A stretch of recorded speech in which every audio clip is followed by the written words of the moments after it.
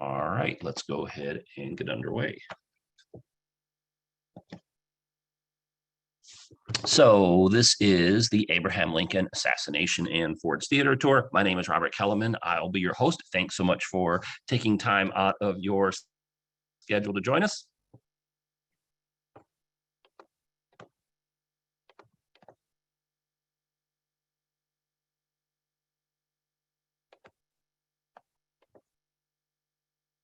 And the reason why we're having our program today is because it's the anniversary of the assassination of Abraham Lincoln. Lincoln was shot on the evening of April 14th, so the anniversary being today, and he actually died the following morning on April 15th. So sometimes you'll see those dates used somewhat interchangeably. He was shot on the night of the 14th. He died the following morning on April 15th. So let's go ahead and get started. We're a Washington, D.C. based nonprofit organization, and one of the most popular programs that we have is a tour that we offer of Ford's Theater, an in-person tour. So this photo, this is actually me here in the center of the picture with the hat.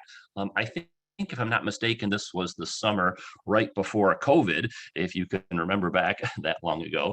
And so if you're in Washington, D.C., you're going to be visiting at some point in time. We actually we'll be doing these tours at some point in time in the future, not sure exactly when. And then we also have another tour that we do that's kind of like a walking tour of the sites outside of Ford's Theater that are connected to the Lincoln assassination. So you can be on the lookout for that. Don't have the dates when those will start back up, but it'll be some point in time in the near future, hopefully. So what I thought we would do instead is do a live stream online or virtual tour of the Ford Theater site and then talk about the Lincoln assassination. So thanks so much for joining us for that. This is actually a two-part program. Part one being today, we'll talk about the Lincoln assassination, Ford's Theater. And then part two, this is such a complex topic with a lot of different characters and things that take place. So we have a second part two, which is called Lincoln Assassination Conspirators and the Booth Escape Route Tour. And so that'll be coming up later on in the month of April. We don't have the date yet just for that, but when we do, I'll email that out to you. And if you want to join us and learn more about Booth and his cast of conspirators and how he tried to escape from the Lincoln assassination, you can join us for that. So let's talk about Ford's Theater. If you've not been to Ford's Theater before, one of the things that's noteworthy about it is it doesn't focus entirely on the assassination. Obviously, that plays a big part of the story when you go to Ford's Theater, but the site also spends a lot of time talking about Lincoln's life and his legacy. So something to keep in mind if you are visiting. And so we'll talk about Lincoln's life and legacy through our program today as well. This is the election of 1860. It was a very close election. There were four candidates that were running, amongst them Abraham Lincoln. You can see he's here in red.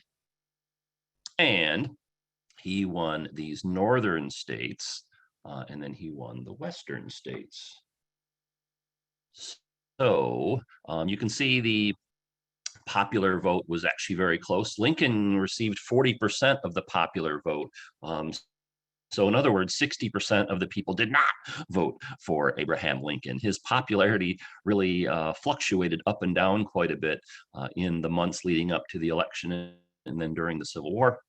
But you can see he captured 59% of the Electoral College. So while now Lincoln is a very popular figure in American history, during the election and the time that followed of the Civil War, his popularity kind of, again, went up and down. It wasn't as maybe universal as it is today. After Lincoln was elected, he took a train trip from his home in Springfield, Illinois to Washington, D.C. This was an era, the 1800s, when candidates didn't campaign for the presidency like they do today. So during the election cycle or process, Lincoln was pretty much at home in Springfield, Illinois. After the election, he ends up making a train trip from Springfield to Washington, D.C. And this is the route that the train took. And this is noteworthy because as Lincoln was passing through Maryland, he was nearly assassinated. And so this is before Ford's Theater. Lincoln was targeted by a group of conspirators who were not happy with his election. Fortunately, he made it through the state of Maryland unharmed. They actually adjusted his schedule so that he slipped into Washington, D.C. in the middle of the night, several hours earlier than he was planned on arriving to fool the conspirators. But he believed himself, and many people believed afterwards, including a lot of present day historians, that had he continued on his regular train route, that he would have been subject to an assassination attempt. This is Ford's Theater from Matthew Brady's studio. This picture was taken shortly after the Lincoln assassination. You'll notice the streets weren't paved back then. And here is Ford's Theater here in the center, if you don't recognize it. Notice these 1860s era buildings flanking it on either side. And this is what Ford's Theater looks like now in more recent times. And you can see the well-known facade here in the center. If you go back to the photo that I just showed a minute ago, notice these buildings here are more modern. So these ones over here, this one back here and over here, those are more recent additions to the street. So here's the historic photo.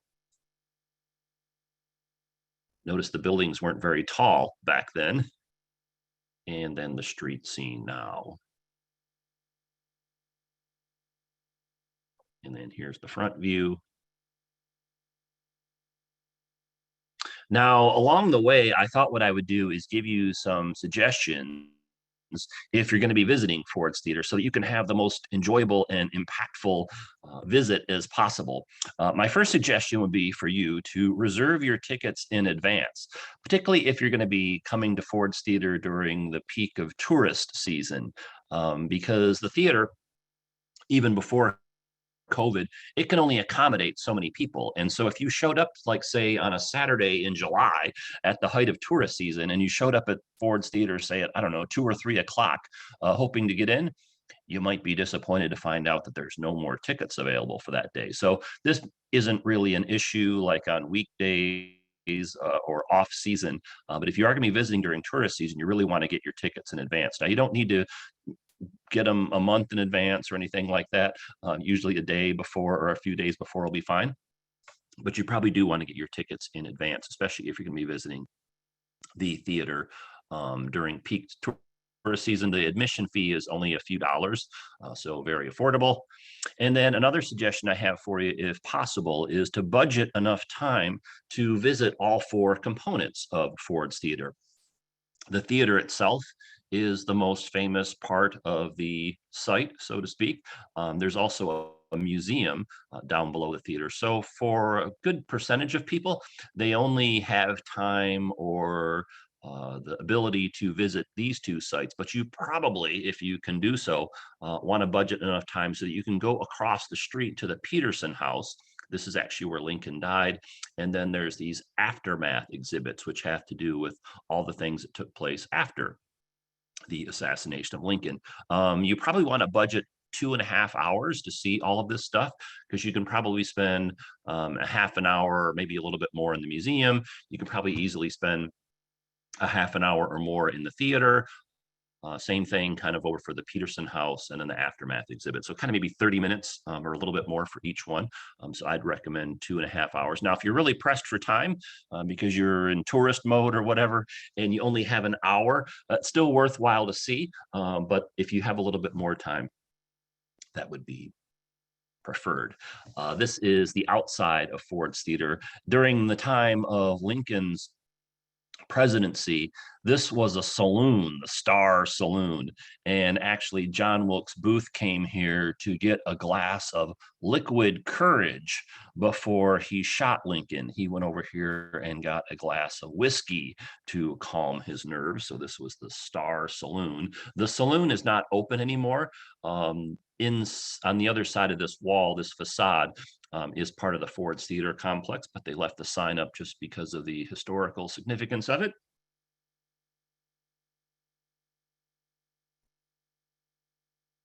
And then usually what happens when you visit Ford's Theater, which is a site that's managed very well by the National Park Service, usually your visit will start out down in the museum, which is down below the Ford's Theater. Now, if you haven't been to Ford's Theater in a long time, like say you were there, I don't know, 20 or 30 years ago, they didn't have this same museum set up. I remember the first time I came to Washington, D.C., and I went to Ford's Theater. The museum at that point in time was much, much smaller than it is today. So if you kind of have memories of going through this kind of small, dark museum, that was the old one. They renovated it several years ago and expanded it. And the exhibits there are really well done. Again, focuses a lot on the life and presidency and legacy of Abraham Lincoln.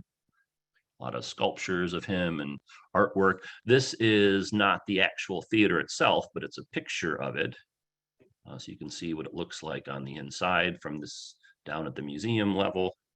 And it's good to go to the museum first, just so you can kind of learn more about Lincoln and get kind of some historical context on the things that are related to the Ford's Theater site. One of the parts of the exhibit that I thought was really interesting was this section that deals with what was Washington, D.C. like during the Civil War. And so they have maps and photographs and descriptions of what life was like for Lincoln and for the members of the military and civilians to be living in Washington, D.C. during the Civil War, which would have been a very fascinating time to be in the city. So this was one of the sections of the museum exhibit that I particularly thought was interesting. Washington, D.C. at the time the Civil War started was actually pretty small.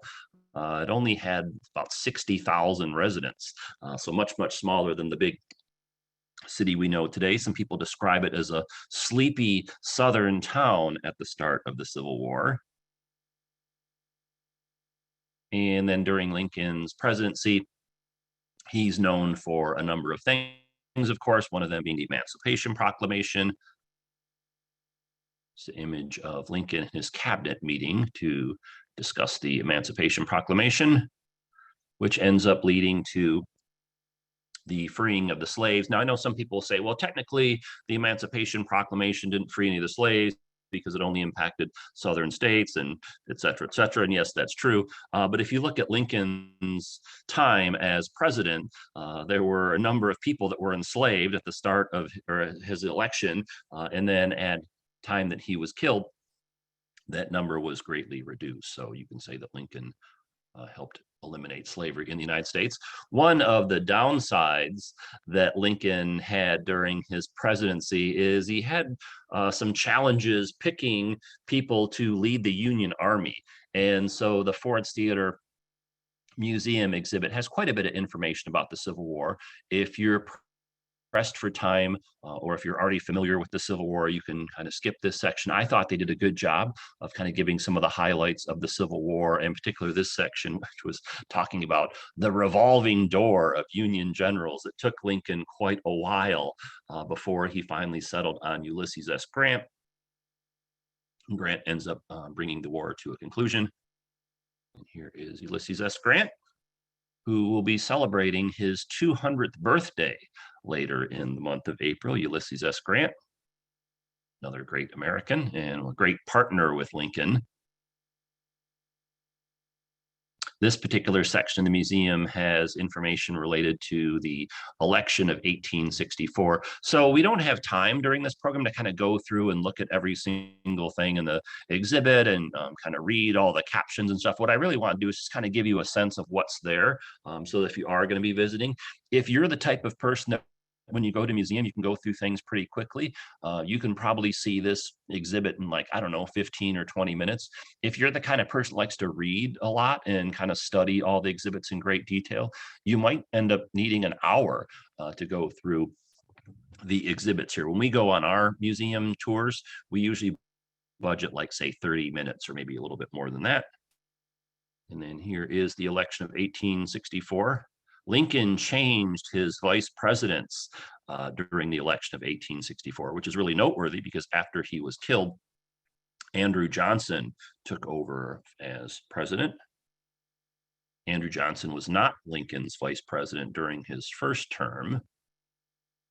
And then here is the election of 1864. This one was not as close as 1860, largely due to the fact that the southern states did not end up voting. You can see Lincoln captured 55% of the popular vote. So that's pretty interesting. Again, Lincoln now is one of our most popular presidents. In fact, he's perhaps the most popular.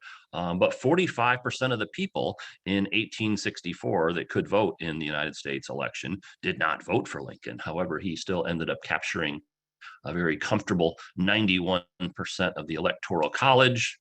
Lincoln famously ran against the person who was previously in charge of the Union Army, George McClellan. So interesting footnote in history. And then let's go through kind of a timeline of some important things that happened just prior to the assassination. So back in this point in time in history, the president wasn't inaugurated on January 20th like they are now. At this point in time in history, the presidents were inaugurated on March 4th. And so this is when Lincoln's second inauguration ends up taking place. And so you can see he was assassinated on April 14th. So just a few weeks after his inauguration on March 4th, so like a month and a half later. His second term was very short. And interestingly enough, John Wilkes Booth was actually in attendance at Lincoln's inauguration. So here's a photo of that event. They've enhanced the coloring of Lincoln here, delivering his inaugural address. And then look who's lurking around back here, John Wilkes Booth. Booth would later comment to friends of his that he was so close to Lincoln that he could have shot him if he'd wanted to. But he resisted his urge at this point in time. And then, of course, by now, the war is really winding down. This is a famous painting that hangs in the White House of Lincoln meeting with his top military men, including Ulysses S. Grant. And then to kind of give you a context, there's really a lot of important things happen in the 2 weeks before Lincoln is shot. So on Sunday, April 2nd, the Confederates evacuated Richmond. And so this is just a little bit less than 2 weeks before Lincoln is shot on April 14th. So Sunday, April 2nd, the Confederates evacuated Richmond and they set fire to certain sections of the city. That's why the depiction is showing it in flames. And then the Union Army ended up marching into Richmond the next day on Monday, April 3rd. The Union Army finally captured Richmond. The Confederates, of course, had fled on their way towards Appomattox. And then the next day, on Tuesday, April 4th, Lincoln actually went down to Richmond. So he took a steamer from Washington, D.C. down to Richmond, and he kind of briefly toured the city. And so this is just 10 days before he was shot. He came down with a military guard to visit Richmond. Now, if you think if he was going to be assassinated, it would have been when he was down here. He was in the former enemy capital of Richmond. But most of the military folks had already fled. And while there was not a huge outpouring of support or enthusiasm for his visit amongst the rank and file Richmond citizens, the African Americans really turned out in droves to see him, as depicted in this contemporary painting. And then here's another image of Lincoln passing through the streets of Richmond.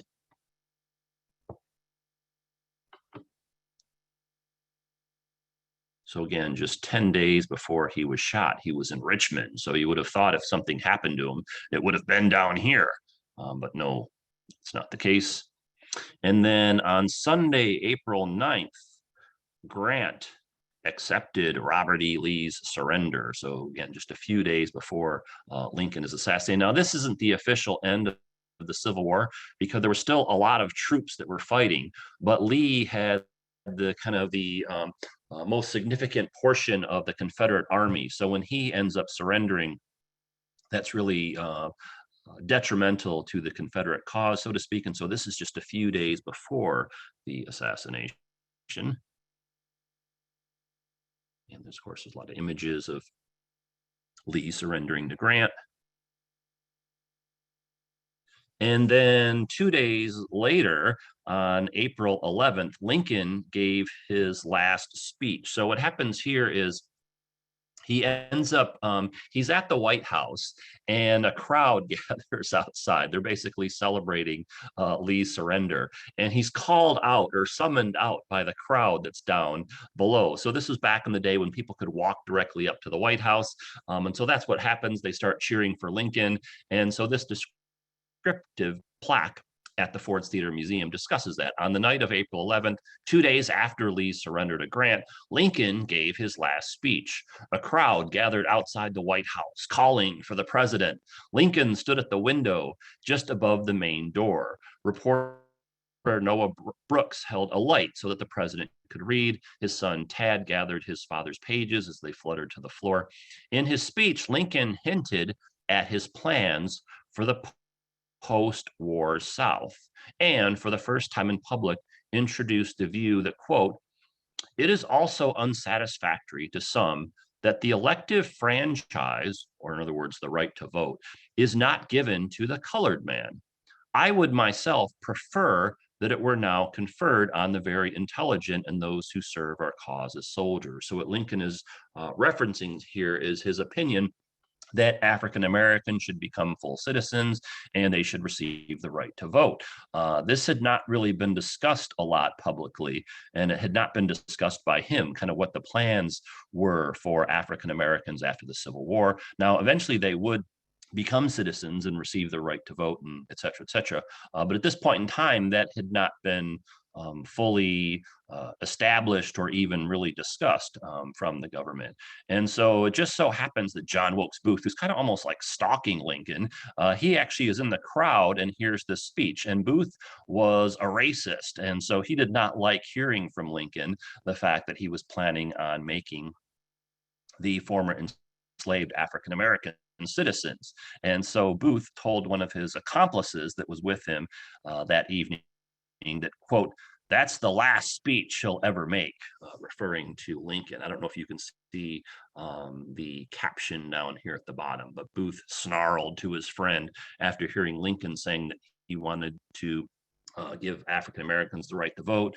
Booth said, that's the last speech he'll ever make. And lo and behold, it was, unfortunately.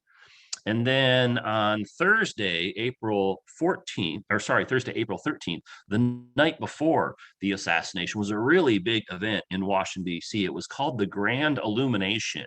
And what happened is people put all kinds of candles in their windows, and the city was lit up, and people were shooting off fireworks and celebrating in the street. So it's kind of like a big celebration, probably the biggest celebration Washington, D.C. had ever seen in its history, was this night of Thursday, April 13th, just the night before Lincoln was killed on Friday, April 14th. So that was the Grand Illumination.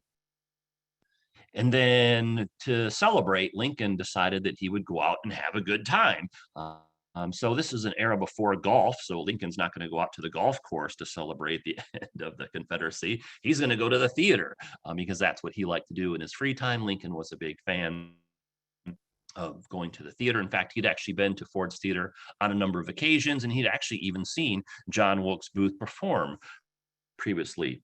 So interesting kind of paths crossing there. And here's just kind of to give you an indication of what theater advertisements from that day looked like, and just talking about the history of the theater. Again, if we had more time, we'd go kind of into some of these details, but we kind of have to keep moving, so we'll continue on. But if you visit the Ford's Theater, you can read up on that a little bit more. And so here's some advertisements of theater performances that Lincoln would have been familiar with. And then here's the advertisement for the performance that he was going to see. It was a play called Our American Cousin. It was a comedy. And so Lincoln typically went to Shakespearean performances, but perhaps he wanted something a little bit lighter after the war was finally coming to a close. And so he's going to be attending our American cousin. And so there's the advertisements for that. And then here is the tickets that were issued. So let's talk about John Wilkes Booth. Why did he shoot Abraham Lincoln? Well, he was a famous actor. In fact, he was one of the most famous actors in America at this point in time. He was a Southern sympathizer. He also had very extremist political views and racial views. He was a racist. Uh, that was pretty much one of the main reasons why he shot Lincoln. He was really agitated by that speech that Lincoln had given. It's kind of, people have kind of often debated, had Lincoln not made those comments about giving African Americans the right to vote, whether or not Booth would have shot him. Booth was really upset with Lincoln. He blamed him for all the South's misery and suffering that occurred during the war. And some people theorize that hearing Lincoln's speech kind of really pushed him over the edge. It was kind of like the trigger point, so to speak. So now that's really debatable. Some people say he would have ended up wanting to shoot him regardless, but something interesting nonetheless. So John Wilkes Booth. And then Booth has a team of conspirators. These are guys that kind of think similar to him. They're all Southern sympathizers that are very anti-Lincoln, anti-Union, et cetera, et cetera. So this is the team that he's assembled, the people that kind of think the same way he does. And they go through and kind of profile these different individuals at the Ford's Theater. So this is a part of the museum. Like, this is a good example. Some people just walk through this section pretty quickly and just kind of glance at some of the figures and maybe read about some of the more well-known ones. But if you want to really study more of the details about Lincoln, you could spend quite a bit of time just, reading all these different accounts of the different individuals that Booth was involved with. They have these interesting sculptures here, kind of give you like a lifelike 3D interpretation of what some of these individuals were like. There's John Wilkes Booth and David Harold.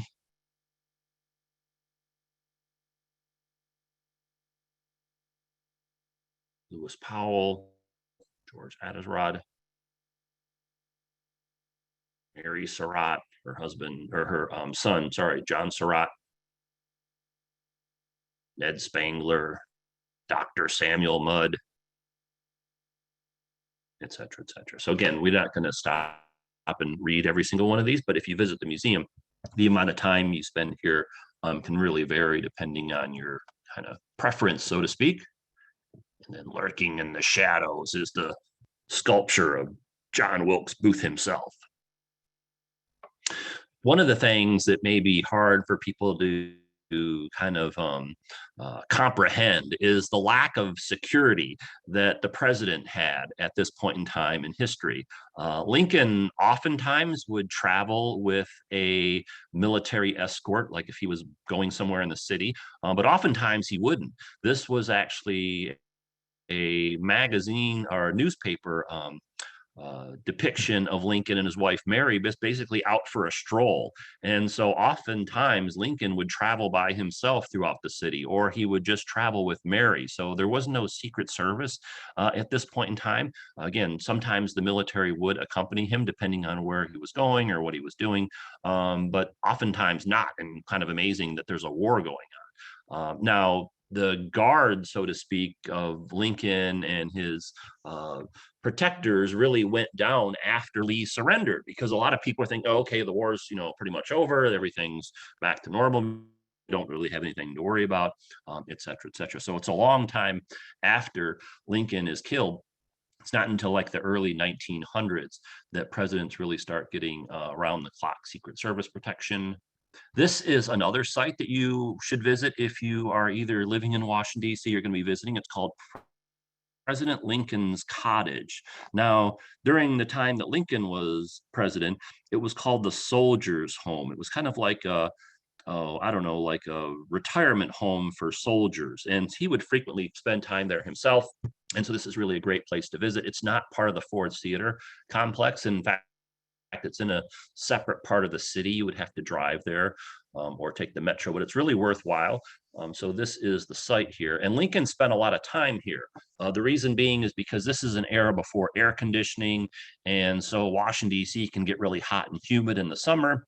And so Lincoln would spend time here, which the way it was, the location where this place is situated in DC, it's much cooler in the summer. So this was kind of like he could come here to get a reprieve from the hot, humid, muggy DC summers and kind of have like working vacations out here. So Lincoln would frequently visit this site, and sometimes he would travel by himself up here on horseback.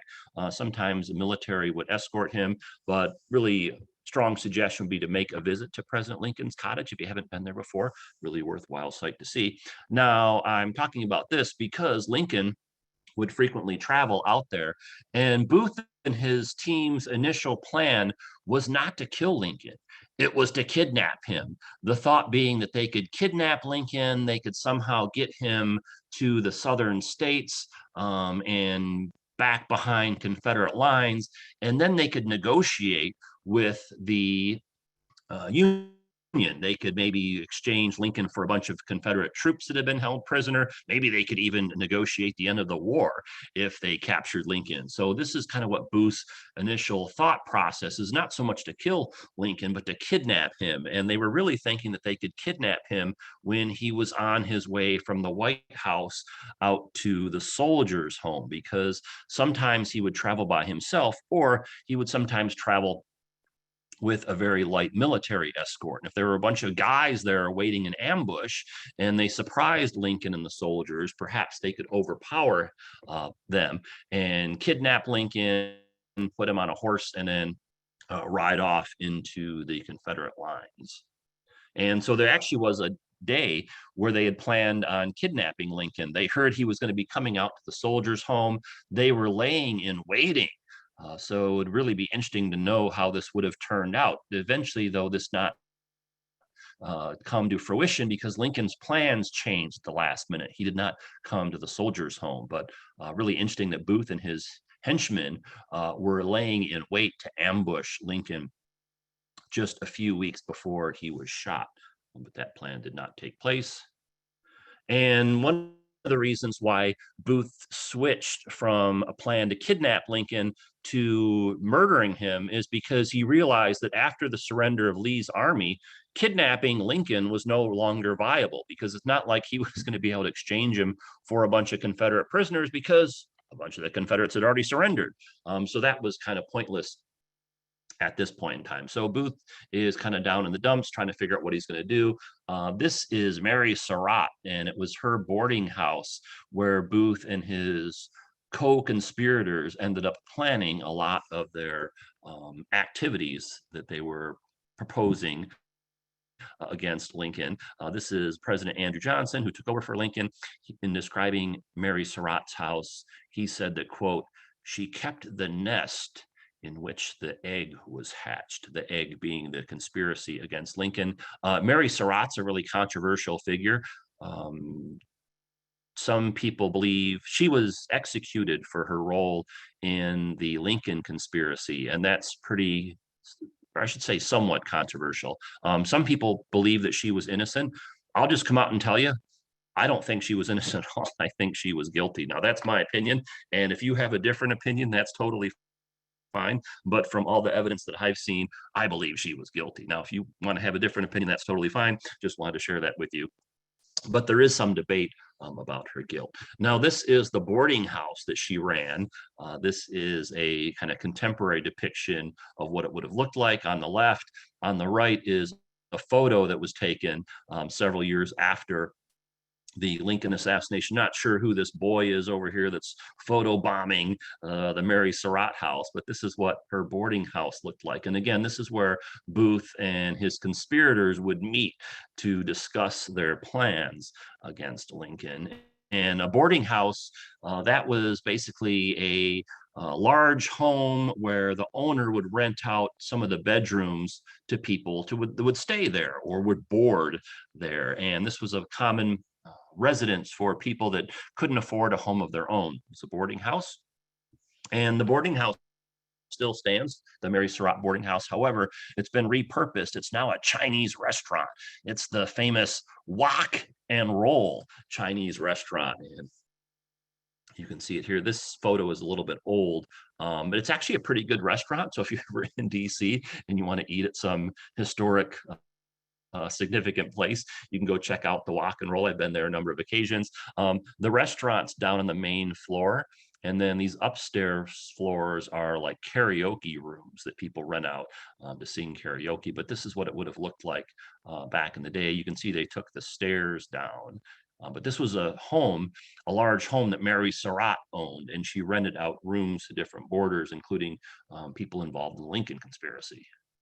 And then if you go outside, there's a number of historical markers throughout Washington, D.C. So this is the historical marker front and back that's outside of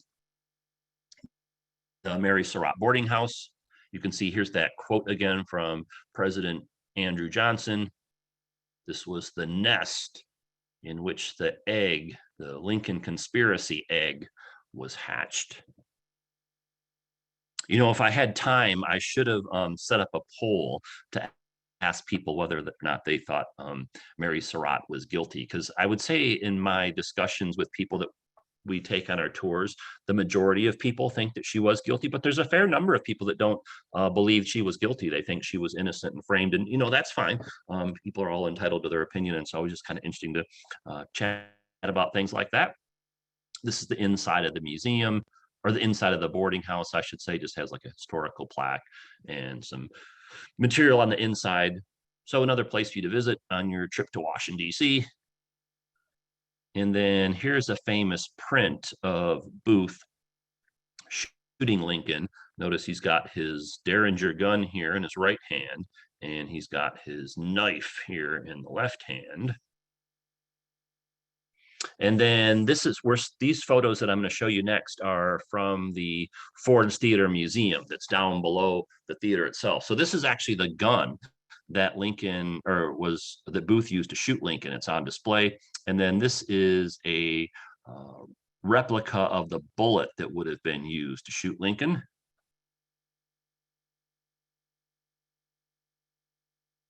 You can see Booth has this heinous look on his face.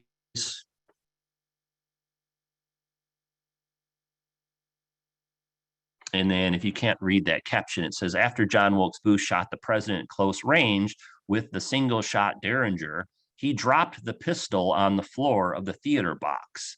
Pulling out his knife, he swiftly moved to jump over the balcony, grappling momentarily with Major Henry Rathbone, a guest of the Lincolns. Rathbone was severely cut in the brief scuffle with Booth and suffered major blood loss. In fact, he almost died. He would have died had he not received medical treatment. Booth's Derringer was later discovered on the floor of the box and turned over to military authorities as they began to gather evidence in their investigation of the assassination of President Lincoln. There's that caption I just read, a little bit clearer for you.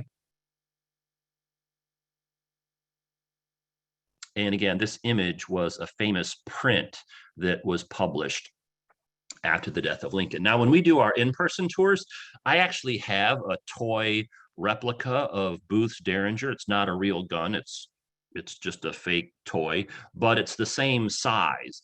And the thing that people find most interesting about it is how small it is. It's not a very large gun at all. I'll show you kind of the comparison of the gun with a person's hand in just a moment, but that's something to see on our in-person tour. Here's another view of the gun. So this is called a Derringer. It's a single shot gun. And then here it is. Here's that photo. So here's these aren't my hands. This is someone from Ford's Theater holding the gun. But you can see it's really just the length of a person's hand. So very small. It only fired a single shot. There's a lot of debate as to why Booth chose this particular gun. Because it did only fire one shot. And what would have happened if it would have misfired? He would have been in trouble at that point in time. But it was small, so it was easy to conceal in a boot or in a coat pocket or something like that. And then some people think that maybe Booth chose this gun, the single shot, to be more dramatic. Remember, he's an actor and he likes to kind of show off. And so some people theorize that maybe he just wanted one chance to kill Lincoln with one bullet perhaps. So a lot of debate on why he chose this particular gun. Booth actually owned other guns that he could have brought, including other pistols. So somewhat of a debate on why he chose this particular weapon. And then the gun that killed Abraham Lincoln. This is basically the placard that's below the gun. The gun is up here. The gun that killed Abraham Lincoln. With a single shot, John Wilkes Booth changed the course of American history. That's definitely true. The gun he chose was a 44 caliber pistol made by Henry Derringer of Philadelphia. One shot was all Booth had. And then this is a modern version of the 44 caliber lead ball. People are really surprised how small it is. It's about the size of a pea, if you can picture that. The gun was favored for its small size. It could easily be concealed inside a pocket. It fired a single round lead ball weighing nearly an ounce and was most accurate at close range. And then this is another mock-up of the gun and the bullet. This is probably the section of the museum that draws people's interest the most. From my experience coming here, they want to see the gun, see what it looked like, learn about it, et cetera, et cetera.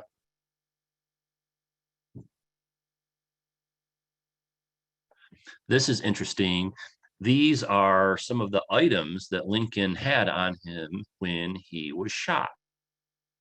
You can see here's a handkerchief, some money, a pocket knife, glasses, wallet, et cetera, et cetera. So these are the objects that Lincoln had on him when he was shot. Interesting to think that he would have, touched these items and used them. And then, so then when you're done with the museum, you go upstairs to Ford's Theater. Again, you can probably spend between, 20 minutes to an hour down the museum, and then you come up here. So the theater is still a working theater today. They still have performances here. The configuration is a little bit different from the time when the event took place. For one thing, the seats now are much larger because people are bigger than they were back at that point in time. The seats are also fixed. They would have been movable at that point in time. And then during the Lincoln presidency, this up here was a seating area as well. Now, though, this is not open seating. This is needed for all the lights and the audio visual equipment. So a little bit different. And then this is the box where Lincoln was sitting in. Now, when you visit Ford's Theater, or if you're ever talking about it, make sure you call this by its correct name. It's very, very, very important. This is the presidential box. It's not the presidential booth. Don't call it the presidential booth. It's the presidential box for obvious reasons. And one of the suggestions I have, if you're visiting the site, is to kind of walk around the theater and sit in some of the different seats and kind of take it all in. Like if you're a wine drinker, you just don't start jugging the wine down out of your glass. You sift the aroma and you take little sips out of it and kind of, take it all in. And same thing when you visit the theater. So when we go with our groups here, I usually encourage people to sit in some of the different seats. Oftentimes what happens is people, particularly if they're kind of like in a rush and tourist mode, they'll come in, they'll look around for like a few minutes, they'll look up at the box, they'll snap a couple selfies, and then they'll walk out the door and get on their way. Well, if you kind of study the theater and walk around and sit in some of the different seats, you can kind of get a feel for what it would have been like that particular evening. So like, for instance, if you sit over here, you really have a clear view of the box that Lincoln was sitting in. Or if you sit over here, you can kind of see like, gee, if there was a bunch of excitement taking place over here, it'd kind of be hard to know what was going on, which was the case for a great number of people in the audience during the time of the shooting. And then, as I mentioned, the theater is actually a working theater. It's basically a living memorial to President Lincoln. And one of the suggestions I have is to partake in one of the theatrical performances. Now, that would require some additional cost as opposed to just like a regular theater visit. But like, for instance, every Christmas they have the Nutcracker. They have a number of other performances throughout the year. Like, for instance, they had 12 Angry Men. They performed at Ford's Theater a few years ago. So you can partake in that, and you can actually sit in these seats and watch the performance. Now, of course, the presidential box is not open to the public for people to sit, but you can get seats in any one of these other places. It's a really intimate setting. much different than, say, kind of a modern large venue, so to speak. So recommend doing that. And then another thing I really recommend is trying to schedule your visit when the National Park Service rangers are going to be giving their talks. So this site's managed by the Park Service, and the rangers are really super knowledgeable. This is my friend Steve Miller. He works on site at Ford's Theater. He's a National Park Service ranger. He's really great guy, super friendly, extremely knowledgeable about the Lincoln assassination. He's funny and engaging. And anyway, him and his counterparts, they do these talks at the theater, and they do more than one throughout the day, but they're not doing them all day long. So, like, for instance, if you were to show up on, say, a Saturday, maybe they're going to have the talks at 12 o'clock and 3 o'clock, or some other kind of variance. Well, if you knew that that was going to be taking place, you'd want to time your visit so that you could show up at those particular times to be able to participate in these. So if you call the Ford's Theater ahead of time and say, hey, I'm going to be visiting next Saturday, what time will the ranger talks be? They'll tell you, oh, it'll be at such and such time. You can kind of plan your visit accordingly. But I really recommend seeing this because they don't talk all day long. You have to kind of, again, plan your trip ahead of time, but they really provide a lot of information, knowledge as to the assassination. Their talks are usually anywhere between, like, say, 15 and 30 minutes. So that's a great thing to see. And then while they're talking, what you do is you basically sit in the audience, and they're up on stage. And so you kind of get to experience what it would have been like to be in the theater on the night of April 14th. All right, here's another historical depiction of the event. You'll notice that Booth snuck up behind Lincoln and shot him at almost point blank range in the back of the head. This is Mary Lincoln, of course, and this is the Lincoln's guests. We'll talk about them in just a minute. This is the presidential box, and I'll show you the seating configuration in just a minute. Lincoln sat in this rocking chair, and so he sat here. His wife sat next to him, and then their two guests, Clara Harris and her fiance, Henry Rathbone, were sitting off to the side. Now, you can kind of glance in the presidential box, but if you visit Ford's Theater, they don't let you kind of go in and, like, plop down in the rocking chair or anything like that, just because, well, just because sometimes tourists do crazy stuff. We'll leave it at that. And so you can peep in, but they don't let you to go inside the presidential box usually. And so this is kind of the view that Lincoln would have had during that evening. This is not the original chair that he was sitting in. I'll explain where that is a little bit later. And you can see the stage down here. And so Booth walks up behind Lincoln and shoots him. You might wonder, what was the last thing that Lincoln said before he died? And that's kind of an interesting story. You might not consider that, or might not realize that Abraham Lincoln was such a romantic. So what happened right before the shooting, he reached over to embrace his wife's Mary's hand, and she thought that was kind of risque for them to be holding hands in public next to this young couple. And so she leaned over to Lincoln and she said, "What do you think our guests will think if they see us holding hands?" And he said, "They won't think anything of it." And so that was the last thing that Lincoln said before Booth snuck up behind him and shot him. Now, Rathbone had been in the Union Army and he had seen combat, so he knew what a gun going off sounded like. And so here's a quote from him that was from after the event. He said, "I heard the discharge of a pistol behind me, and looking around, saw through the smoke a man between the door and the president." That man, of course, was John Wilkes Booth. And so Booth, again, sneaks up behind Lincoln, shoots him in the back of the head. Lincoln was caught by surprise and was completely defenseless. You might be wondering, how was Booth able to sneak up behind Lincoln. They didn't have Secret Service protection back then. And also, remember, Lee's army had surrendered.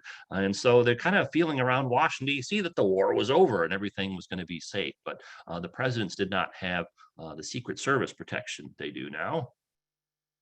Now, the guests that evening were originally supposed to be Ulysses S. Grant and his wife Julia. Lincoln extended an invitation to Grant to accompany him to the theater that evening. And Grant initially said yes, they would come. But when he came home during in the afternoon and informed his wife, she said, "Oh, no, no. No, no, no. I don't want to go to the theater with the Lincolns." They were actually traveling from Virginia up to, I think, New Jersey to visit their family, and they had stopped in briefly to Washington, D.C. And Julia said, "No, I don't want to go to the theater. Let's continue on our trip up to New Jersey to go see our family."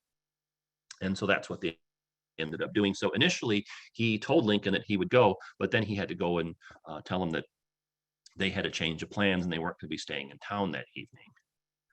And so the Lincolns invited Henry Rathbone.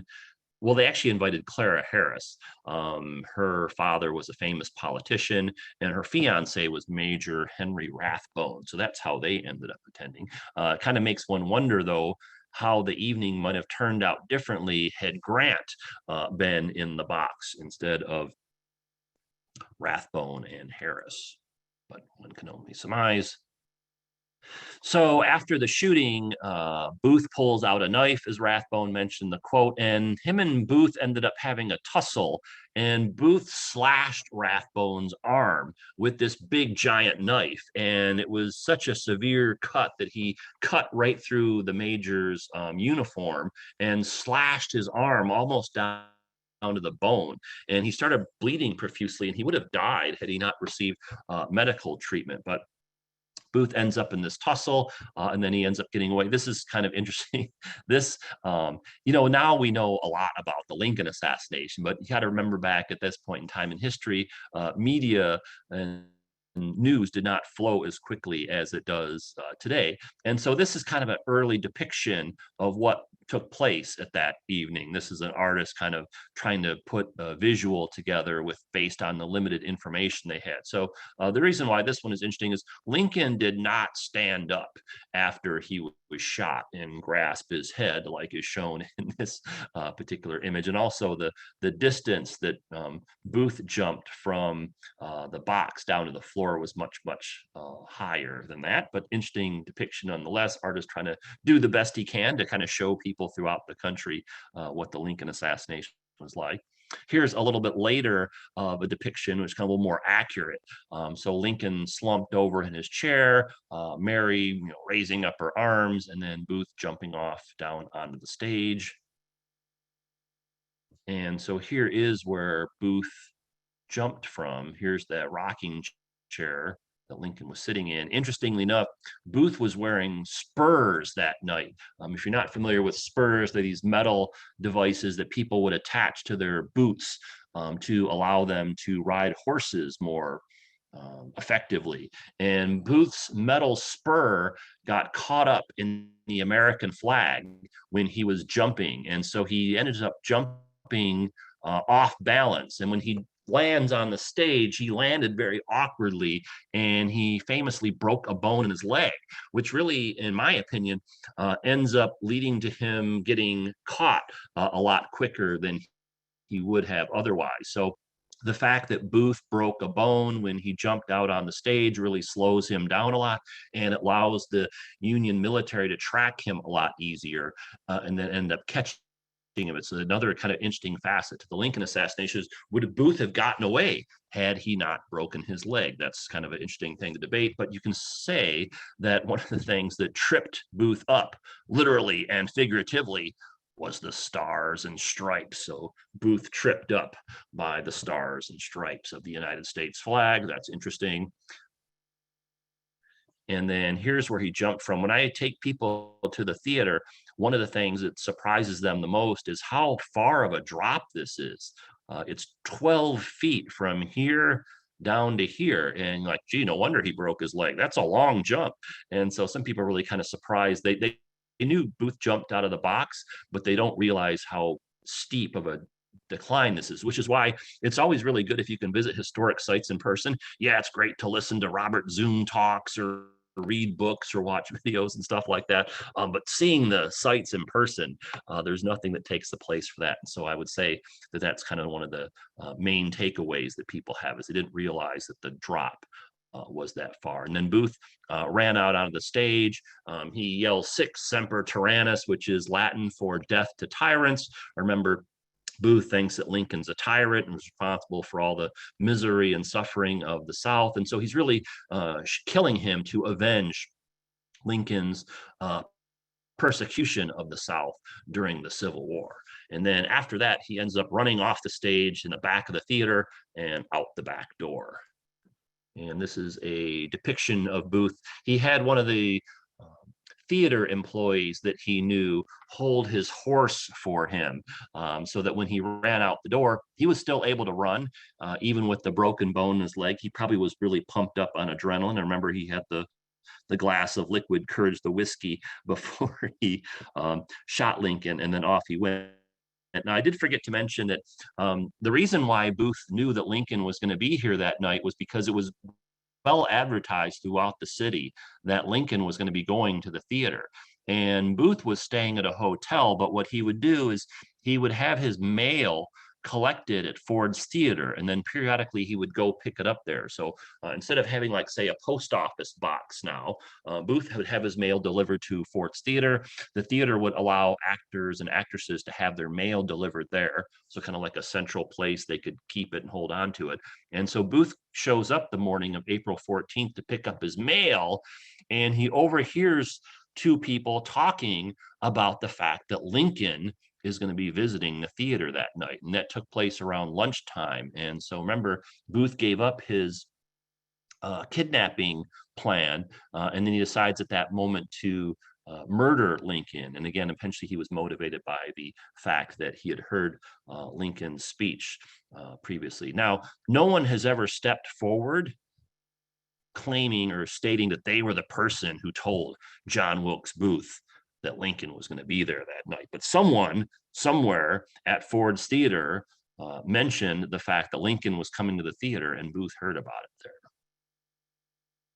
And then one thing I really recommend doing if you visit Ford's Theater is go around the back, because you can see that that door that Booth ran out of and jumped on his horse, which would be basically right where this trash dumpster is. Of course, these trash dumpsters are not from the period, but Booth runs out the door, has a horse waiting for him that one of the theater employees is holding for him, jumps on the horse, and off he goes into the night. This is a place known as Baptist Alley. Now, it's probably safe to go back here. I've been back here dozens and dozens of times. I've never had any problems. Usually don't even see anybody else back here. But that being said, Ford's Theater, it's in a downtown area. There's sometimes crazy people going around. So if you're in a group of people, you're probably safe. Or if you're going during daylight hours, you're probably safe. But if you're by yourself and it's at night, I don't know if I would go back there. But any other time, you'll probably be fine. I've never had any issues whatsoever. And again, I've been back there dozens and dozens of times over the past many, many years. And then this is the path that Booth took outside of the theater. So he came out this way on his horse, and he went down the street off into the night. This is an overhead view. So this is Ford's Theater here. The star is. Now, you can't go out this back door. That's off limits to tourists. But what you can do, oops, went the wrong way, sorry. What you can do is go out the front door of Ford's Theater and just walk down the block this way, and then down the block this way, and then walk through the alley yourself. And it probably takes, I don't know, like 5 minutes to walk from the front of Ford's Theater around here to the back. And when you do, you'll be seeing this.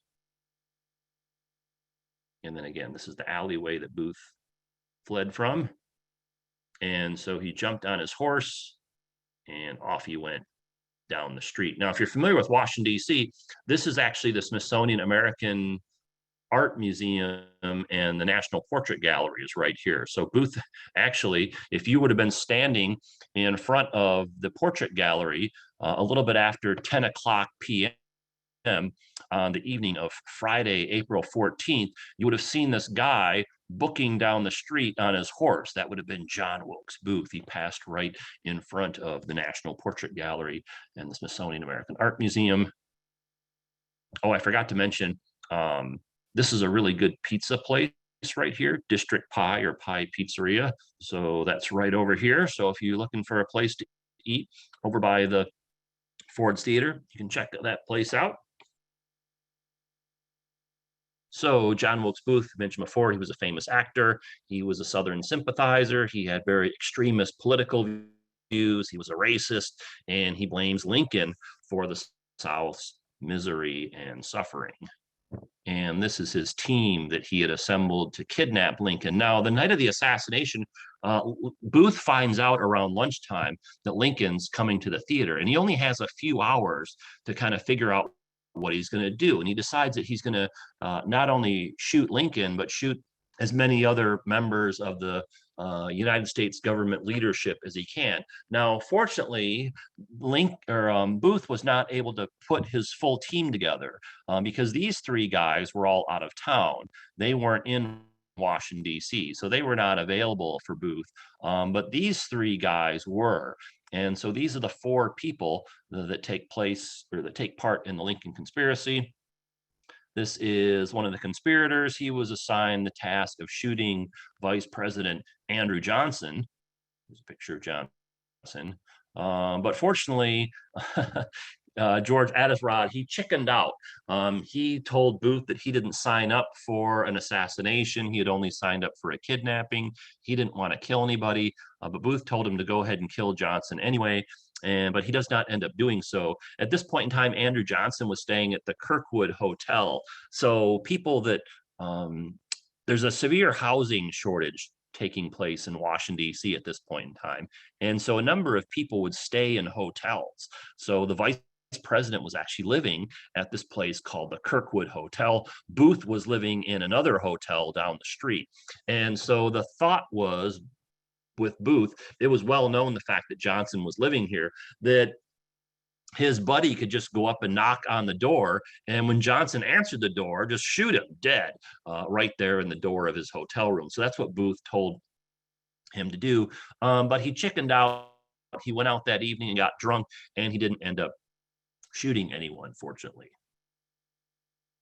The Kirkwood Hotel is no longer there, but if you're in Washington, D.C., the site, this is Pennsylvania Avenue, there's now an office building there. And Booth famously checked in with Johnson to see if he was there. This is a calling card that Booth left at the hotel with the front desk clerk. He told him to deliver this card to Johnson. It says, "Don't want to disturb you. Are you at home?" So people theorized that Booth was trying to get confirmation that Johnson was actually at the hotel that day so that his buddy could go shoot him. Now, Johnson was at the hotel, and had the conspirator gone through with his plan, he probably would have killed him. But like I said, he chickened out, fortunately, and Johnson ends up surviving. And then two other conspirators, David Harold and Lewis Powell, they were given the task of killing Secretary of State William Seward. So David Harold and Lewis Powell. Harold was a local guy, so he showed Powell where Seward lived. Powell was a big guy, and he had been in the military, and he was a little crazy, so to speak. And so he was given the task of killing Seward. And so here's Secretary of State William Seward. He was one of Lincoln's right-hand men, so to speak. And this was the home that Seward was living in at the time. It used to be in Lafayette Square, which is basically like right across the street from the White House. The home is no longer there. This is a depiction of it from the Civil War era. And then this is a photo of it right before the house was torn down. It's unfortunate that they didn't save this house, but there's like an office building there now. But anyway, on the night of April 14th, around the time that Booth is shooting Lincoln, Powell shows up at the Seward residence, claiming to be a delivery man from a doctor that needs to deliver medicine to Seward. Seward had been involved in a very serious carriage accident right before this particular evening. And so the ruse that Powell used, and not sure who thought of this, if it was Booth or someone else, he shows up at Seward's house claiming to be a delivery man for the doctor that's treating Seward. And then he has some medicine that he has to deliver to him. And so the doorman that answered the door thinks, oh, okay, well, that sounds reasonable, lets him in. Now, when he goes up the stairs, Seward's son, his oldest son, Frederick, hears this discussion at the door, and he basically blocks the stairway up to the second floor and asks, Powell, who are you? And he repeats, oh, I'm from the doctor. I'm here to deliver some medicine. I have to give it to Mr. Seward. And his son is like, no, no, no, no, no, no. It's after 10 o'clock at night. He's sleeping. You're going to have to come back some other time, or just give me the medicine. And so they kind of go back and forth and back and forth. And finally, Powell gets frustrated with that, and he charges Secretary Seward's son. And this is a depiction from the era. So Powell had a gun, and he was going to shoot Seward with him, but the gun misfired. And so then he took the pistol and pistol whipped him, or basically hit him over the head with the gun. The gun ends up breaking, but he also ended up breaking Seward's son's skull, and he was almost nearly killed himself. He actually fell into a coma and was in such a state for many, many days before he finally came out of the coma, but he does end up surviving. And then from there, once Powell disposed of him, he went into the room where Seward was. Now he knew where Seward was because his wife, or not his wife, sorry, his daughter, pictured over here, she heard all this commotion out in the hallway, and she ducked her head out and basically asked, is everything okay? And, and her brother said, yeah, it's fine, go back in your room. So Powell assumes that that's where that the event is taking place. Now let me go back to this. So remember, Harold did not go inside the home. He just basically led Powell there. Powell's the guy who goes in and tries to kill Seward.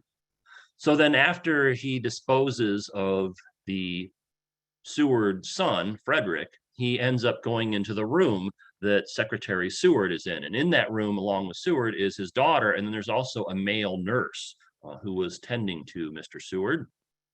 And so Powell pulls out his knife and starts stabbing Secretary William Seward. And there's all this commotion taking place. His daughter and the nurse, they start engaging Powell, trying to disarm him. And the daughter starts screaming. She actually opened up the door of the bedroom window and started yelling outside, murder, murder. And so the nurse, the male nurse, this gentleman, he's confronting Powell, which, imagine how dangerous that was. He was not armed, the male nurse was. And Powell's a big guy, and he's also very athletic, and he's got a big giant knife. But the nurse, who was unarmed, he confronts him anyway, and they start struggling for the knife. And then during all this commotion, Powell is actually able to stab Secretary of Seward several times. Now, fortunately, a few times he stabbed him, he missed and hit the bed, but he did end up severely injuring Secretary Seward. In fact, one of the slashes was on his face, and he slashed a large section of the skin on his face, and he nearly killed Seward, but fortunately he lived.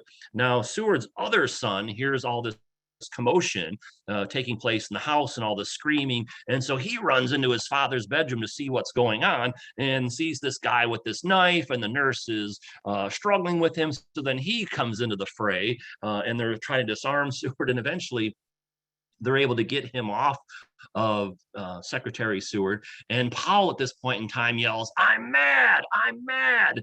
And he takes off running down the stairs. So just like that, he gave up the fight, realizing that there were these two guys that were confronting him, and then also the woman, the Seward daughter. So kind of a crazy series of events. But Seward was really saved by his daughter and his son, and then also the male nurse. If it had not been for them, he would have certainly been killed by Lewis Powell. Powell ended up doing an incredible amount of damage. He came in armed with a gun and a knife. The gun broke or it misfired, and then he eventually broke it when he was beating Seward's oldest son Frederick over the head with it. And then the other people that he encountered that evening, he ended up injuring a total of 5 people. He injured the male nurse. He also injured the Secretary Seward's other son that came to the rescue. And then on his way running out of the house, a messenger showed up, and Powell basically pushed him out of the way and slashed at him with his knife, and also stabbed him as well. And so Powell does an incredible amount of damage to people in the Seward residence. He ended up stabbing 5 different people, and he didn't end up even using his gun as a firing weapon. um, so kind of crazy in that regard. The gentleman that was the nurse, George Robinson, he actually received accommodations after this event for basically confronting Powell and saving Seward's life. This is a medal that he received from Congress, and Seward ends up surviving. Now, if you go back to Booth, remember, he doesn't have his full team. He has Adisrod, who chickened out, and it's pretty much just himself and then Harold and Powell. But between these 3 guys, they killed Lincoln and they severely injured 5 other people. So 3 guys ended up injuring 5 people and then killing the president. Imagine how much more damage could have been done if he would have gone through with his task of killing the vice president, or if these 3 guys would have been on the scene. So as horrific as this event was, it could have been a lot worse had there been more of the participants available. But there wasn't. This is what I was mentioning before. If you get a chance to visit Ford's Theater, you really want to make sure, if you have the time to do so, that you go over and visit the Petersen house and the aftermath exhibits. Let's go through some of the things that they have on display here. This is a famous painting of Lincoln being carried across the street from Ford's Theater. So shortly after Lincoln was shot, there were a number of doctors that were in attendance at the theater. They came over to examine him, and they realized very quickly that he was not going to survive the bullet wound that he had received. And so it was decided that instead of him laying on the floor of the theater, that they should take him to a home somewhere. And there were boarding houses across the street. They didn't think that his medical condition would allow him to be taken all the way to the White House. They thought, gee, we have to take him somewhere close by. He won't make it to the White House. So they end up taking him just across the street to the Petersen house. And this is known as the house where Lincoln died. And so this is why he finally succumbed to his injuries here and not at the White House or at the Ford's Theater. This is another component, so to speak, of the Ford's Theater complex. Even though it's across the street, it's also run by the National Park Service. They have a number of programs here throughout the year. These are historical reenactors. So Lincoln's carried up the stairs by a group of guys and taken into one of the back bedrooms. And you can see here, house where Lincoln died, or it's known as the Petersen house. Abraham Lincoln died in this house April 15th, 1865 at 7:22 a.m. He was shot a little bit after 10 p.m. So he was able to withstand the injury or the shooting that he had received for a little over 9 hours. And then this is some pictures of the inside of the Petersen house. Interesting to go here just to kind of see how homes were decorated back in this era, Victorian era. And then this sign here says, between visits to her husband's bedside. This is a parlor in the front of the house. Mary Lincoln waited in this parlor with her son, Robert, who had been summoned to the Petersen house, and friends of the Lincoln family. As you can imagine, she was very upset by the shooting of her husband, was crying and carrying on and things like that, just as you can imagine someone would do. And then this was one of the other bedrooms in the back. William Seward set this room up as kind of like the command post, so to speak, because they didn't want to take Lincoln back to the White House, but they wanted to be close to him to kind of see what was going to take place with his medical situation. This is the Secretary of War, Edwin Stanton. The Secretary of War during this point in time is kind of equivalent to the Secretary of Defense today. This was a very important cabinet position, obviously, because of the war taking place, and Stanton and Lincoln were very close. And you can see this placard. It says that in this bedroom, Secretary of War Stanton held several cabinet meetings, interviewed witnesses, and ordered the pursuit of the assassin. So again, now we know all about what happened during the Lincoln assassination and the time afterwards, but that wasn't the case while all these events are taking place. There's all kinds of confusion going on. Remember, Lincoln has been shot, Seward's been stabbed. There's also rumors going around town that other people have been shot or stabbed or assassinated, and that their Confederate Army is doing different things. And so there's all kinds of mass confusion taking place. And at this point in time, they don't really know who's involved or the extent of this conspiracy. So they're kind of using this as like the main command post, so to speak, until they kind of get control of the situation. And then this is actually the room where Lincoln died in. This is not the exact bed that he died in. I'll show you where that is a little bit later, but it's a replica. And so this is a good example of how a lot of people lived in Washington, D.C. during this point in time. The Petersen house was a boarding house, kind of similar to the Mary Surratt house. So if you were living in D.C. at this point in time and you needed a place to live, you could rent one of these bedrooms in a place like the Mary Surratt boarding house or the Petersen boarding house. And so they basically commandeered one of the boarders' rooms. The guy that was renting this room, he was basically out that Friday evening celebrating the end of the Civil War. And so he wasn't home and they needed to bring Lincoln somewhere. And so this is the front door of the house, if you're able to, if your screen is big enough to see that. So they brought him across the street from Ford's Theater and they lay him down in this bed. And then this is when you visit. So they have it blocked off. You can actually go inside the full room. You can kind of go in part of it. They have it kind of secured off here. And then this is a glass panel that they had to, or a plexiglass panel they had to install because people were doing all kinds of crazy stuff, trying to reach over and touch the bed and things like that. And then you can see this placard says, President Lincoln died in this room at 7:22 a.m. on April 15th, 1865.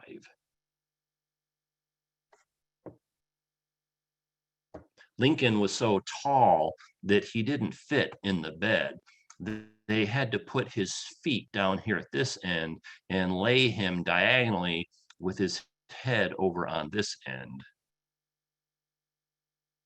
This is a famous painting of the last moments of Lincoln. It's not historically accurate because if you go back and look at the picture of the Lincoln bedroom or the room, the bedroom Lincoln died in, notice it's not very big.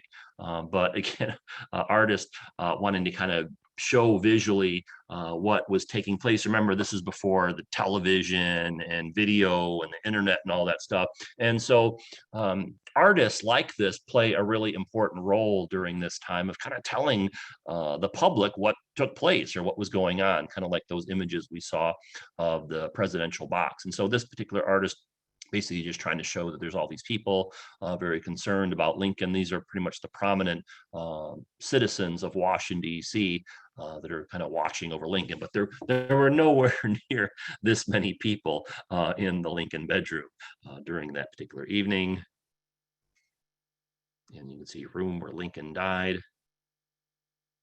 In this room at 7:22 a.m. on April 15th, 1865. Remember, Lincoln was shot on April 14th at a little bit after 10 o'clock. And unconscious, Abraham Lincoln breathed his last. Mr. Lincoln was therefore unable to witness the nation reunite after its greatest trial. And then Edwin Stanton famously said, so the doctors were watching Lincoln and they could tell that over the course of the early morning hours that his situation was deteriorating. And again, they knew from a very early on that he was not going to survive this wound. And so when it finally came to the point where the doctor said, okay, he's not breathing anymore, he's died. Edwin Stanton, the Secretary of War, famously said, speaking of Lincoln, that, quote, now he belongs to the ages. Word kind of travels throughout the city that Lincoln has been shot. Lincoln was killed on Good Friday or shot on Good Friday. And so a number of people were out celebrating the fact that it was Good Friday or the end of the war. But because it was so late at night, It was after 10 o'clock at night. And again, news doesn't travel as quickly back then as it does now. There are a number of people that didn't find out that Lincoln was shot until the next morning. So these are just kind of some pictures of Washington, D.C. from that era. Give me kind of a sense of what was the city looked like.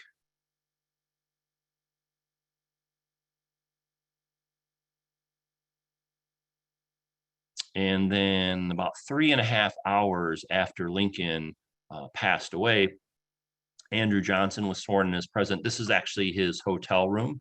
So he's sworn in a little bit after 11 o'clock in the morning of April 15th.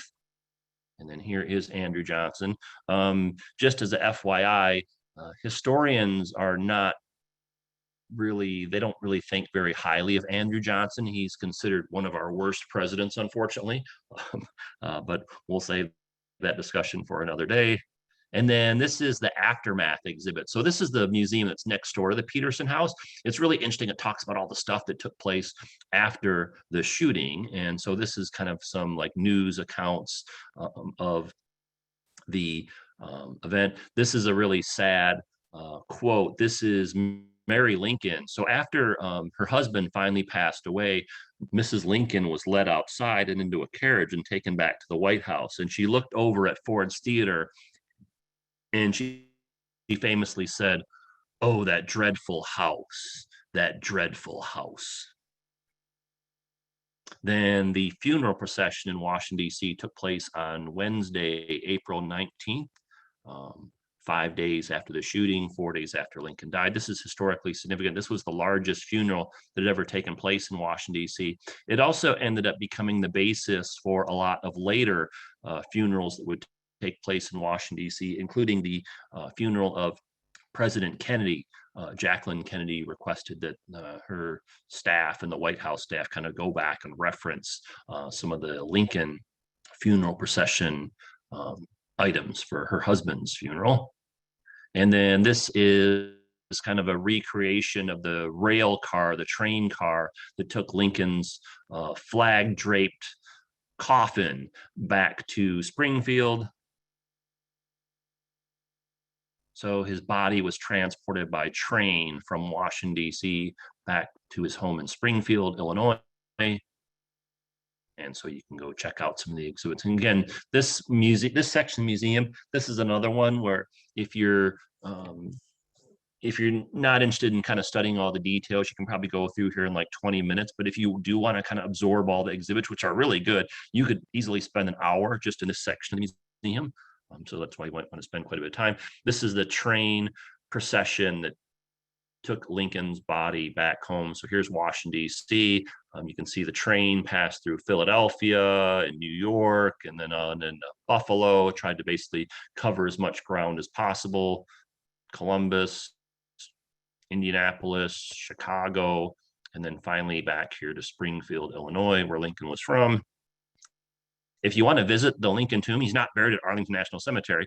He's actually buried in his home town of Springfield, Illinois, which they also have the home that he lived in prior to moving to the White House. There's also a big Lincoln Museum there. So if you want to learn more about Abraham Lincoln, you really want to check out Springfield, Illinois, if you haven't been there so far. And then this part of the exhibit at the Ford Theater talks about the kind of investigation and the conspiracy. Afterwards, again, it kind of took a while for them to figure out what had actually taken place and who was involved. This is the famous wanted poster of Booth and some of his conspirators.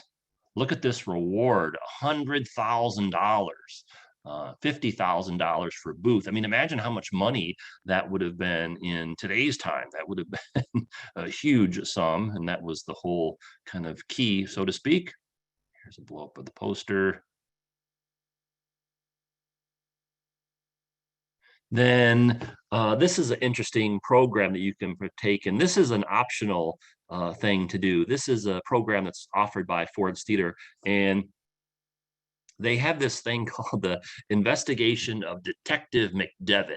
And this is a walking tour outside of the neighborhood around Ford's Theater. Now, this is an additional program that costs additional money. It's not all that expensive. I think it's like $10 or something. It's not expensive at all, or $15.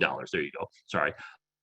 inflation. But anyway, what the person will do, they're dressed up in period costume. They basically walk around the streets of Washington, D.C., and they kind of piece together for you how they were able to zero in on John Wilkes Booth, the evidence they collected, how they figured out the other conspirators were involved, and how they were captured and all that kind of stuff. So if you're in Washington, D.C., or you're going to be visiting and you want to learn more about the Lincoln assassination, and particularly the investigation that took place afterwards, I really recommend this extra tour that you can go on, the investigation of Detective McDevitt.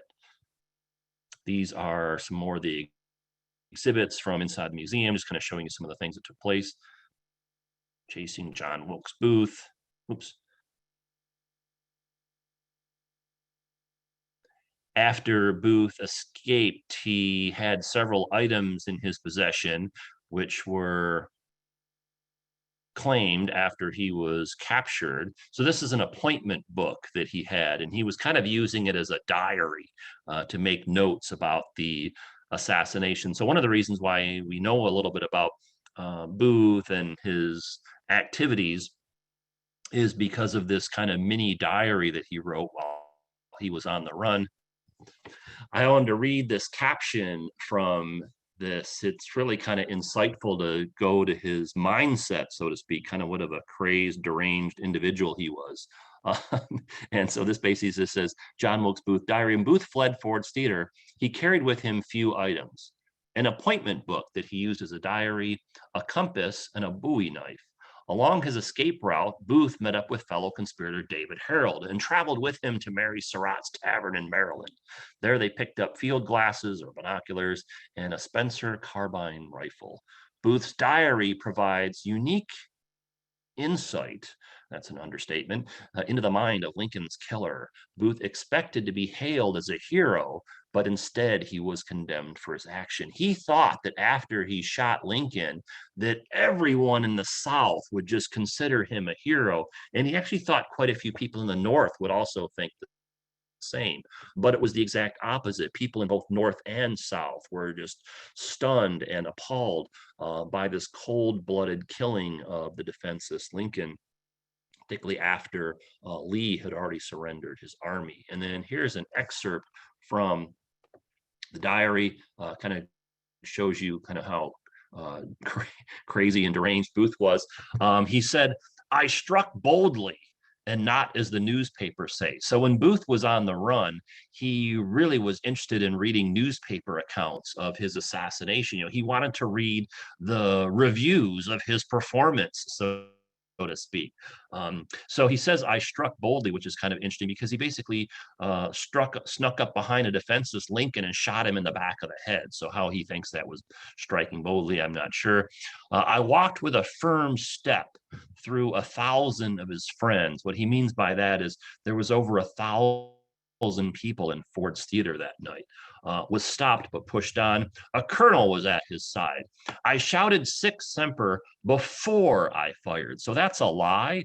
You might recall the quote from Major Rathburn where he described the events where he heard the shooting, and there's no way that Booth yelled 'Sic Semper' before he fired, or Lincoln and Rathbone and the other two participants in the booth would have, or in the box, would have heard him that evening. So he yelled that once he got out on stage. Let's see. And in jumping, broke my leg. I passed all of his pickets. Those are basically the military guards surrounding the city. Rode 60 miles that night with the bone of my leg tearing the flesh at every jump. He's trying to make it sound as dramatic as possible because he's an actor. "I can never repent it, though. We hated to kill. Our country," meaning the Confederacy, "owed all her troubles to him," meaning Lincoln. So the Confederacy owed all their troubles to Lincoln. "And God simply made me the instrument of his punishment." So it's almost like he really had no choice. God was guiding his actions, at least according to his mind. "The country," meaning the United States, "is not what it was. This forced union is not what I have loved." And then here's another interesting part. "I care not what becomes of me." Well, if he doesn't care what becomes of him, why did he run off? "I have no desire to outlive my country." So again, if he If he didn't want to live, why did he try and escape? So it really kind of gives you some insight into just how bizarre thinking Booth had at this point in time.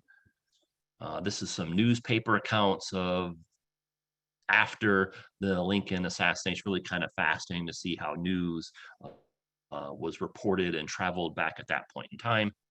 This is the actual manhunt for Booth. So he shoots Lincoln at Ford's Theater. He rides off in the evening hours into Maryland. This is the state of Maryland. He ends up crossing the Potomac River and then travels down here to Virginia.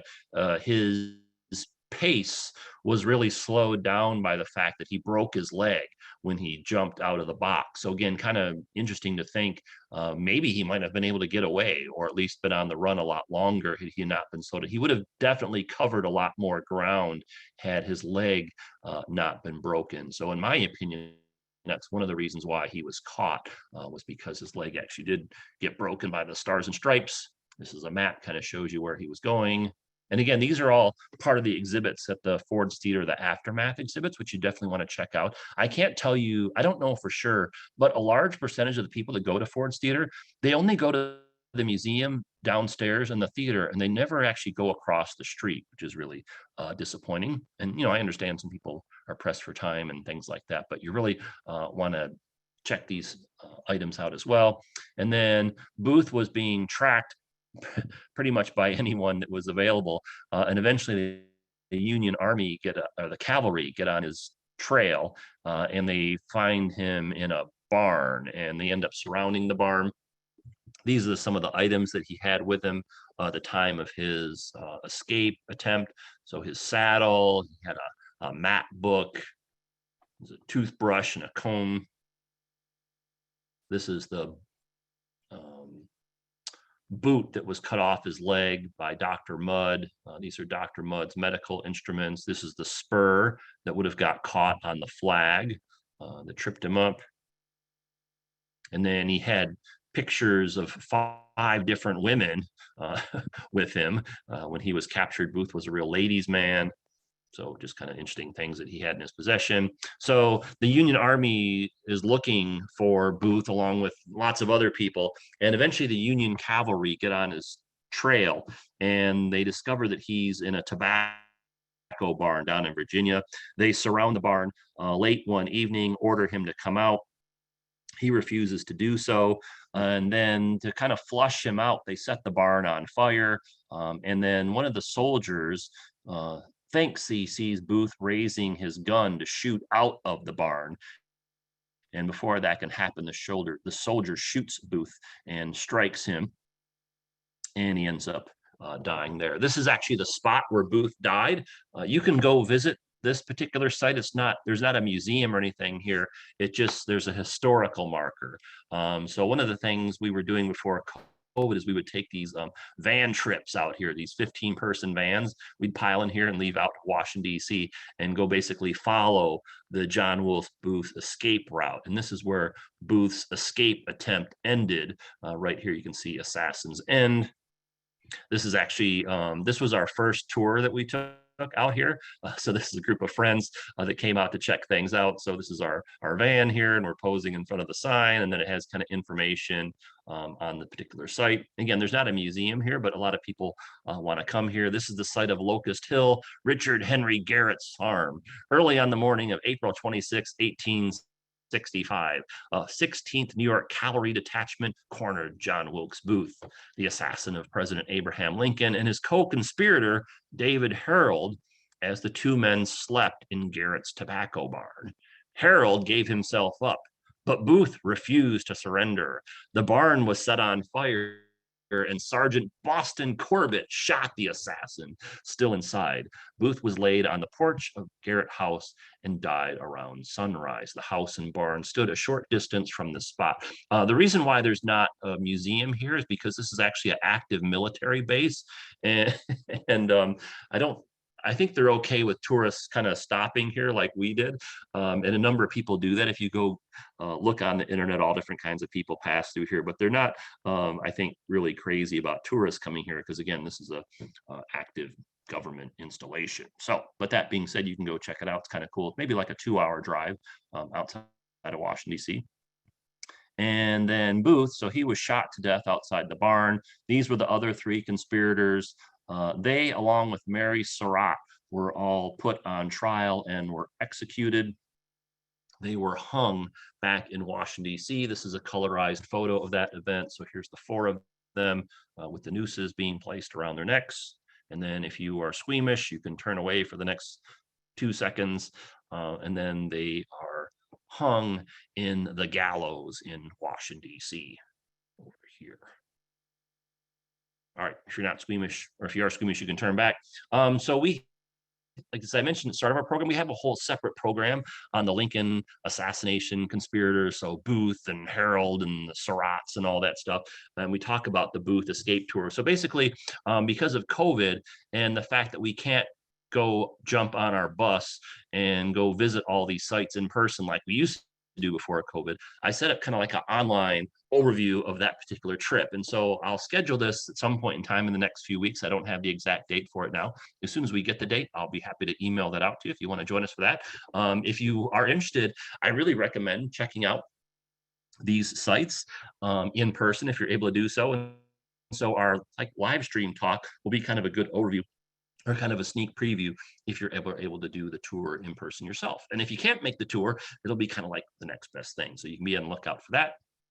Eventually, the Civil War comes to a close. There's a big giant parade in Washington, D.C. in early May of 1865, as depicted here. And then back over at Ford's Theater, this is some of the exhibits related to President Lincoln. As I mentioned before, the museum focuses not only on the Lincoln assassination, but also the life and legacy of Abraham Lincoln. It's really important to understand the legacy of Lincoln. This is an interesting exhibit. This is a tower of books.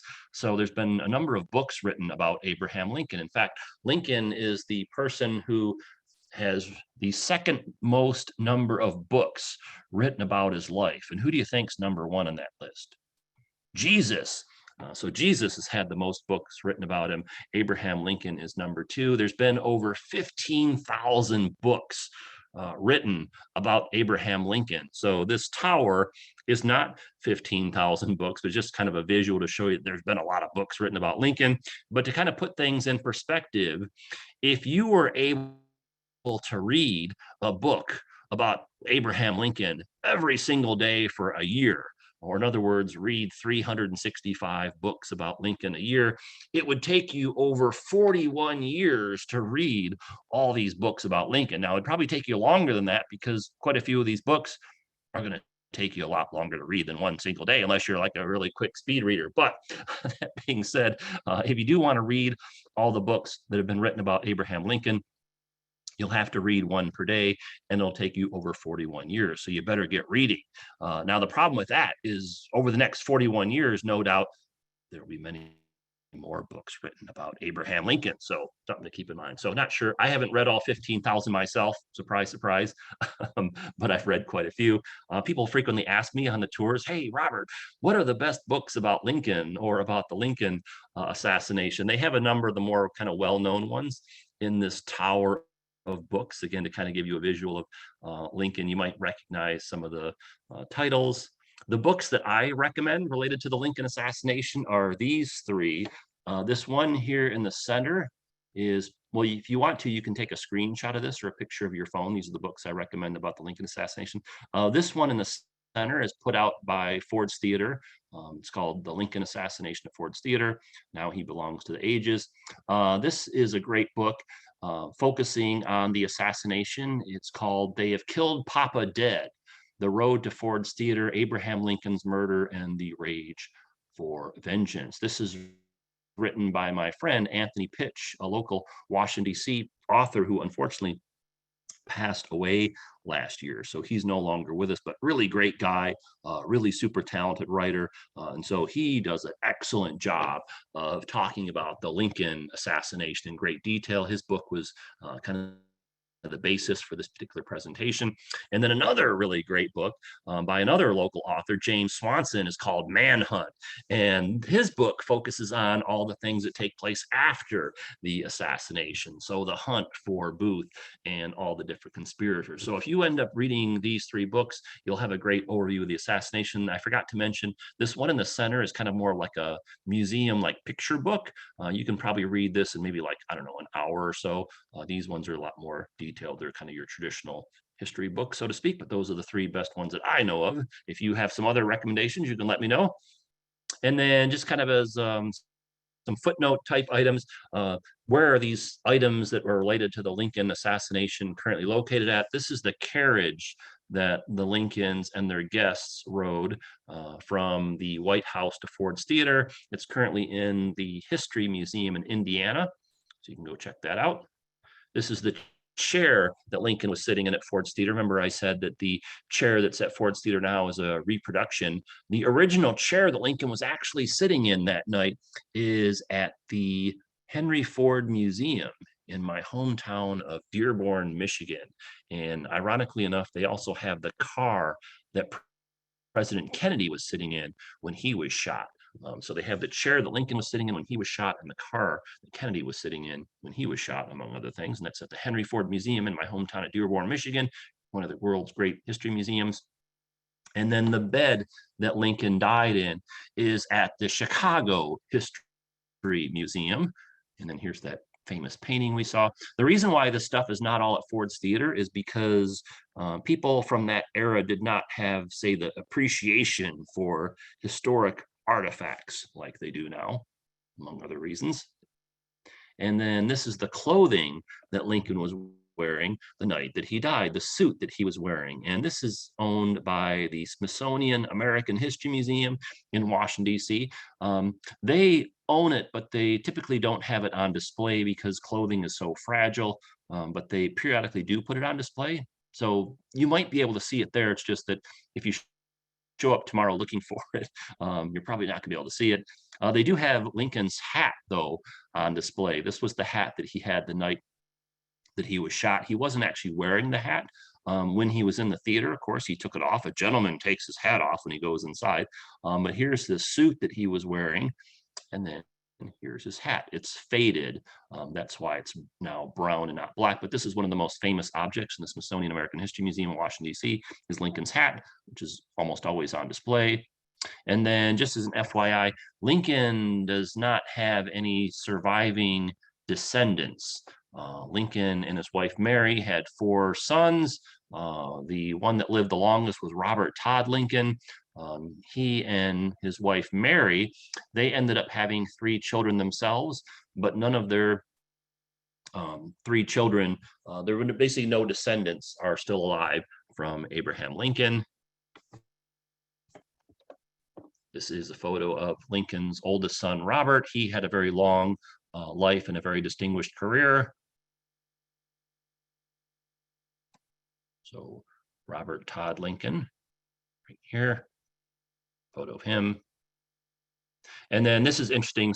C-SPAN surveys dozens and dozens of historians periodically to have them rank all the presidents of the United States to see who's the best president, who's the worst president, and which presidents are in between. And so they did this survey most recently last year in 2021.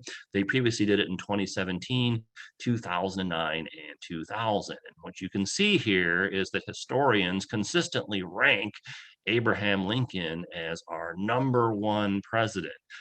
So really fascinating to kind of go through and think about or debate these rankings. And also too, these change quite a bit over the course of time. So you don't really see a lot of movement here.